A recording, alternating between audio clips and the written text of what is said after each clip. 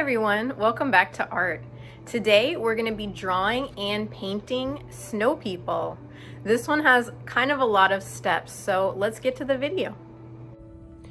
For this project, I'm using a piece of paper, a pencil, crayons, watercolors, water, and salt. This is just regular salt like you use in your food. Now, if you don't have all of these supplies, just use what you have and do what you can. I'm gonna start by drawing my snowman in pencil. Make sure that when you're drawing, you use your space. So your snowman should be big. You should not have too much empty space in your picture.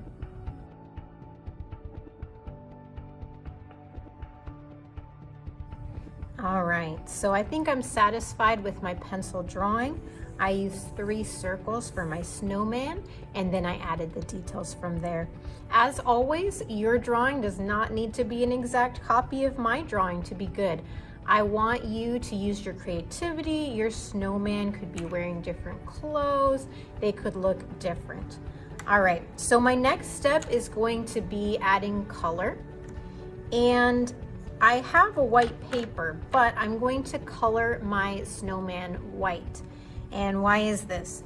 This is because when we go over our paper with paint, the watercolor paint will not stick to the crayon. So I'm gonna paint right over top of my snowman. And if I color all of the areas that I wanna stay white with my white crayon, they will still show up. So I'm gonna put it on fast forward and finish my coloring.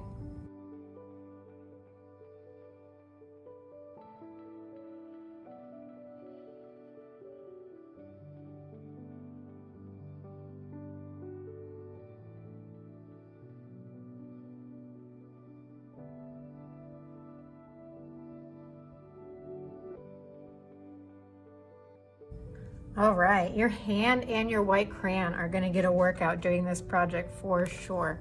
Now, if you're having trouble seeing where you have already colored, it helps to tilt your paper because the crayon will look shiny. So that's how you can tell the difference between where you've colored and where you have not. I also added some snowflakes in my sky. You probably can't see them right now, but you'll be able to see them later. Now, to my 3rd and 4th graders, if you really liked color blending and you want to get fancy, you can add a little bit of shading to your picture. This just is going to put some shadows on our snowman.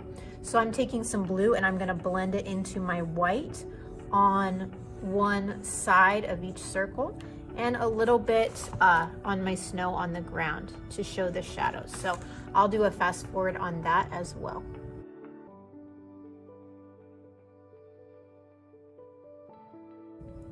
All right, now I'm ready to add my paint. Before you paint, you need to make sure that your coloring is nice and thick and that everything you want to show up is colored in.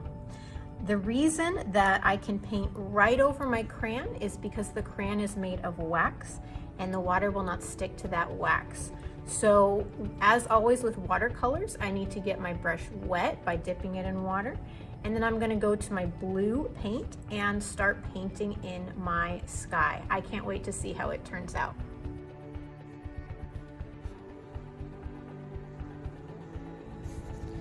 All right, so for my final step today, I'm gonna sprinkle a little bit of salt into my paint while it's still wet. This is just going to create a little texture in my watercolor. You can scrape off the salt when your painting is dry, but it's just another way to add texture. I think that if you take your time on this project, it would be a beautiful gift for someone that you love. I can't wait to see them also. Remember to send me your picture when you're all done.